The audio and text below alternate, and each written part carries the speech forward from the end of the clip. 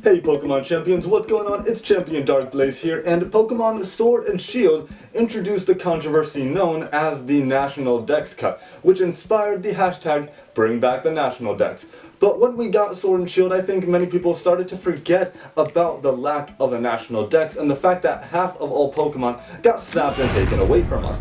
But in the lead up to Sword and Shield, Emperor Cubone and following after that Pokemon 7 actually made a video about talking about what they would do if they were Game Freak and in charge of making the regional dex for Pokemon Sword and Shield. Of course, when making a regional dex, you include things like the starters, the regional bug, the regional bird, your pseudo-legendary, your regular legendaries, some trade evolutions, and Pokemon of the like. So today, I'm going to be doing that same kind of video, and even though Sword and Shield has already been released, I still think it'd be fun to go and do this video. So I will be giving my ideas if I was in charge at Game Freak of making the regional dex for the Galar region, or maybe for Generation 9. So without further ado, if you enjoyed the video, make sure you leave a thumbs up down below, subscribe to my channel for content on Tuesdays and Fridays of all kinds, and share this video with your friends. Without further ado, here is what I would do if I was in charge of making the regional Pokedex. Alright, I choose you!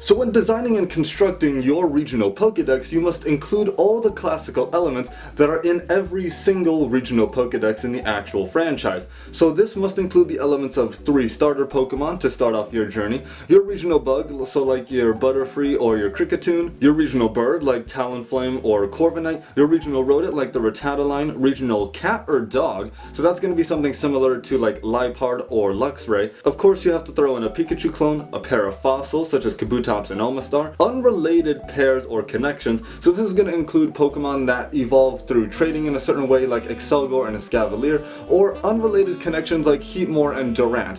They're animals that have a relationship in real life, as an anteater eats an ant, so therefore this connection kind of works. But of course, if you have any other connection that you think makes sense, just justify it in your video and when you make your Pokedex. Cave encounters, that of course is going to include your things like Zubats and Geodude. Surf encounters include your things like Magikarp, Tentacool, Basculin. Tough to find Pokemon, these are the Pokemon that are going to be extremely rare or tough to evolve, so something like Spiritomb back in Generation 4.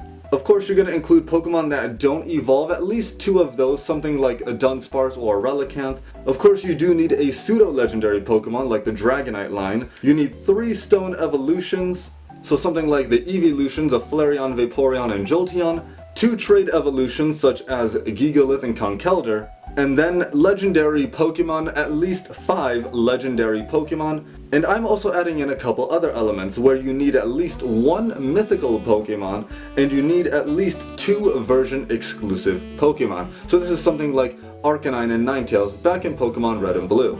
And on top of it, when constructing your regional Pokedex, you also need to make sure that your Pokedex is balanced. So you need to make sure that you have at least 1 of every single type, and then of course after that you want to make sure your types get balanced out along the way. So I think that pretty much explains what we're going to be doing and how we're going to be constructing our regional Pokedex. So without further ado, let's start with the starter Pokemon of my personal regional Pokedex. My 3 starter lines are going to be the Torterra line, the Charizard line, and the Greninja line. If you've been on my channel for any amount of time, you know about my love of Charizard. Of course, Turtwig is my mascot, so choosing the grass line of Torterra was a no-brainer, and Greninja is one of the best water lines that we have. Greninja is an absolutely cool Pokemon, and I think this is a nice trio of starter Pokemon to start off in a journey. For the regional bug, I'm of course choosing the best regional bug we have, that being Butterfree. Of course I'm deeply attached to Butterfree, using it in many different playthroughs, most recently using it in Let's Go Pikachu and Eevee, bringing it back to the Indigo League.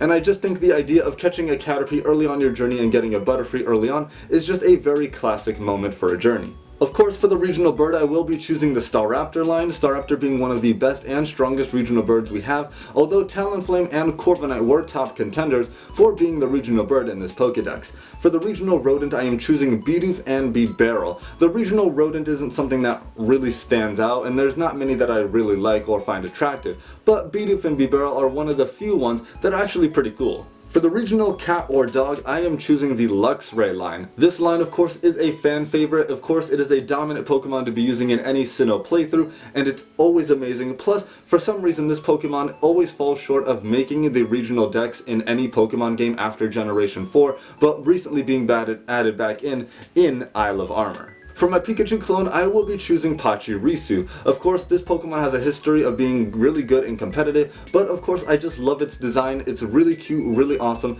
and Dawn's Pachirisu in the Diamond and Pearl anime was absolutely precious and adorable. For my pair of fossils, if you've seen my video about my ranking of my top 5 favorite fossil Pokemon, then this might come as no surprise. Of course, I am choosing the Tyrantrum and Aurorus fossils of the Jaw fossil and the Sail fossil. These two are the best fossil Pokemon that we have, so I think it's fitting that they get added into my regional Pokedex. For unrelated pair/connections, I am going with Excelgor and Escavalier, but as well as Seviper and Zangoose. Growing up, I always thought the connection and rivalry between Seviper and Zangoose was actually really cool. Therefore, I always wanted Seviper and Zangoose in my game. And of course, Excelgor and Escavalier have one of the coolest evolution methods to ever exist in the Pokemon games, so I just think that they should be added into the Pokedex as well. Plus, they have incredible designs, a Jousting Knight and a Ninja. That is absolutely amazing. Now on to the cave encounters. So of course, many people really don't like cave encounters, but I'm trying to add a little bit of variety in this cave encounter section. So of course we are going to start with the classic Zubat. I know Zubats get annoying, but everyone loves Crobat, and I think everyone deserves to use the god Pokemon Crobat on their journey. Its strength is unparalleled among flying and poison type Pokemon. Then of course we have the Steelix line, the Aggron line, as well as the Noivern line and the Colossal line. I will be adding in these Pokemon as well. Onix is a great cave encounter, and evolving it into Steelix gives you a great Steel and Ground type to use on your journey. Aggron is just an amazing Pokemon I find in caves throughout Pokemon Emerald, and it's a great Steel type to use on your team. Noibat I think is a better version of Zubat, so I think having two bats to choose between would greatly impact how your journey goes, choosing between two different bats. Of course, Roly-Poly is the newest cave encounter that we have from the Galar region, and it evolves into the Mighty Colossal, so I think that would be a great Pokemon to get early on in any cave in the region you're traveling through.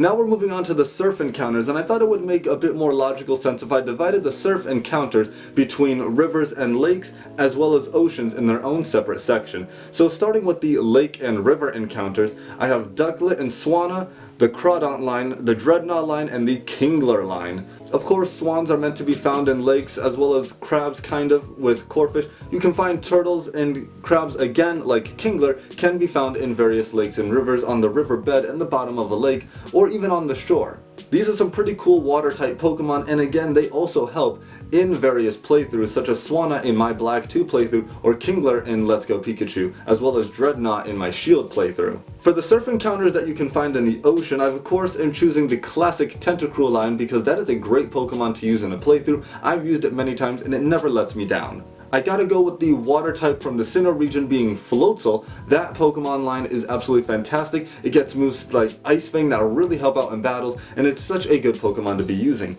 And of course I'm throwing in the classic Gyarados line, but also adding in the Walrein line. Walrein is one of my favorite water and ice type Pokemon. It helped me out in XD Gala Darkness.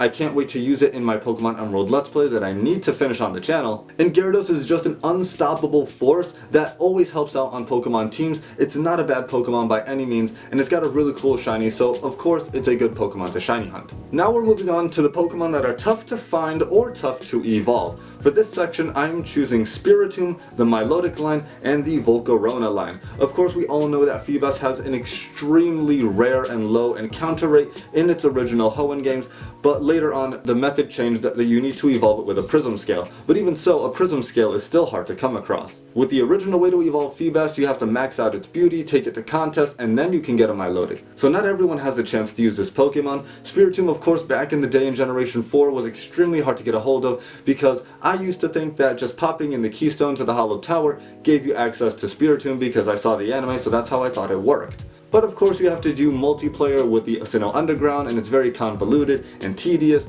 but I do believe everyone deserves the right to have a Spiritomb and Milotic on their team, and of course Volcarona is a semi-legendary Pokemon in the Unova Pokedex, evolving at a very late level, but definitely worth the effort to get it. Now for the Pokemon that don't evolve, I went ahead and chose 5 Pokemon that don't evolve because these 5 are extremely strong and extremely good assets to any team you're going to construct on your journey. And that's going to be Heracross, Absol, Duraludon, Hawlucha, and Lapras. So a bit of variety from multiple different generations, and a variety in typing as well. And I think adding any one of these Pokemon to your team would be a strong asset to your team. Now for the pseudo-legendary line, of course I am choosing the Land Shark Pokemon Garchomp. Garchomp is of course one of the strongest and most OP and amazing pseudo-legendary Pokemon that we have, even being used by Cynthia in Pokemon Diamond, Pearl, and Platinum, so it's a no-brainer to choose Garchomp. However, the likes of Pokemon such as Tyranitar, Metagross, and Salamence were definitely top contenders to take this spot. Now for the Pokemon that use Stone evolutions as their method of evolving. For this I'm choosing 3 different lines, more so like 3.5. That's going to be the Aegislash line evolving with the use of the Dusk Stone, the Shiftry line with the use of a Leaf Stone in order to get Shiftry, as well as the Pikachu line evolving Pikachu into Raichu with the use of a classic Thunderstone. However, I say 3.5 because I also want to add the Nidorans into the dex as well, because the Nidos are such a good line of Pokemon to use, especially with Nidoking having such a wide move pool and access to many TMs that make Nidoking an MVP on any team that you added in whichever game you're going through. And of course they do evolve with the use of the Moonstone. Now for my 2 trade evolution species, I'm going with the Alakazam line and the Machamp line. Of course these are the classic trade evolution Pokemon from Generation 1, and I thought I needed to add in some great fighting and psychic type Pokemon to the dex, so Alakazam and Machamp are a great route to go for this Pokedex. Now onto my version exclusive Pokemon. Up until now I've been a very little lackluster with my inclusion of Generation 8 Pokemon. So for my version exclusive, I'm going to go with the Hatterene line and the Grimmsnarl line. These Pokemon do have very similar inspirations are related in terms of lore and the history that these Pokemon are based off of, so I think it'd be fitting if they were version exclusives and parallel each other in the different games. Now for my legendary Pokemon. Choosing the legendary Pokemon was actually a little hard because I didn't want to just throw in a trio that already existed. I wanted to throw in legendary Pokemon that not only made sense in the region and could have a story built around them, but I also wanted to choose legendary Pokemon that were specific and unique and personal to me. Legendary Pokemon I find very special. So for the first trio of Pokemon, I am choosing Dialga, Zekrom, and Rayquaza as the trio master. I'm pretty sure you could just make up a story where Dialga and Zekrom are button heads and going at it, and then Rayquaza has to quell the fighting just like it did between Groudon and Kyogre. So a nice trio of dragons I thought would be an excellent addition to this Pokedex's roster.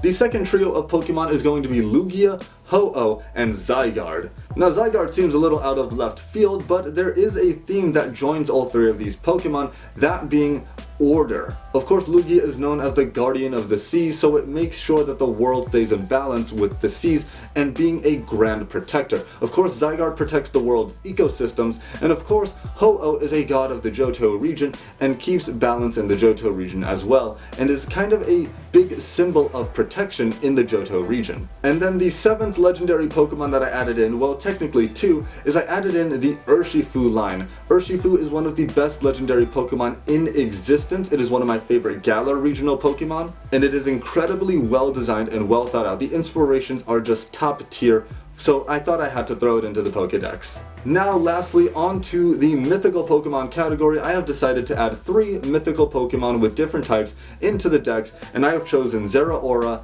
Darkrai, and Marshadow. These are among my favorite mythical Pokemon. They are extremely cool, have a lot of lore and depth behind them, and I think they would make for great encounters if they got their own events in the game that you're going through in this region. So there we go, Pokemon champions. That is going to do it for all the technical categories that I have to make sure I fill for this regional Pokedex. It gives me about 115 Pokemon or so. So now I just need to fill in the rest of the dex with some filler Pokemon that I just personally like. So I'm going to put all of those filler Pokemon on screen. There are Pokemon including such as the Toxtricity line, Arcanine line, I've chosen the Snorlax and Ursaring line, Gliscor line, Crocodile line, I've chosen Torkoal, the Snorunt family, Lucario line, Gardevoir family, Zoroark line, Beware, Golisopod, Go-Go, Scizor and Scyther, Mimikyu, the Zebstrika line, as well as the Electivire and Magmortar lines. So I've made sure to have a big variety of Pokemon, make sure all the types are balanced out. I've made sure to choose some strong Pokemon, some stone evolutions, Pokemon that evolve via friendship, Pokemon that evolve late level, Pokemon that evolve at lower levels, Pokemon that need trading, and Pokemon that are just overall very cool, very well designed, and make for great playthroughs no matter what. So I think with the Pokedex I've created, you can make a great team of 6 anytime you play through the region that you are in, and no matter what Pokemon you choose, you will always have a great team. Altogether, with all the Pokemon I have chosen, I have made a Pokedex of 151 Pokemon, and that, you guys, is my regional Pokedex. So there we go, Pokemon Champions. That is what I would do if I was in charge at Game Freak, making the brand new regional Pokedex for the upcoming brand new Pokemon game. But what did you think of the Pokemon I chose for my regional Pokedex? Do you think I should have chosen some other Pokemon? Are there Pokemon that you're very happy got into my Pokedex? Are there Pokemon that you're like, why didn't you add this one in, or why didn't I add another species of Pokemon in? Be sure to let me know all your thoughts down in the comments below. But if you're a PokeTuber, make your own video about what you would do designing your own Pokedex, and be sure to comment down below what Pokemon would definitely be in your regional Pokedex.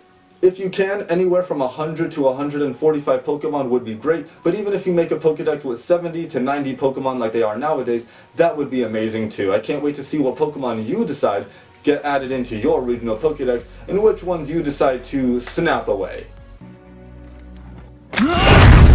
But with that being said, thank you guys very much for watching. If you did enjoy, be sure to leave a like, subscribe for more content every Tuesday and Friday, make sure you hit the bell icon down below, and with that being said, train hard Pokemon Champions, I'll catch you guys later.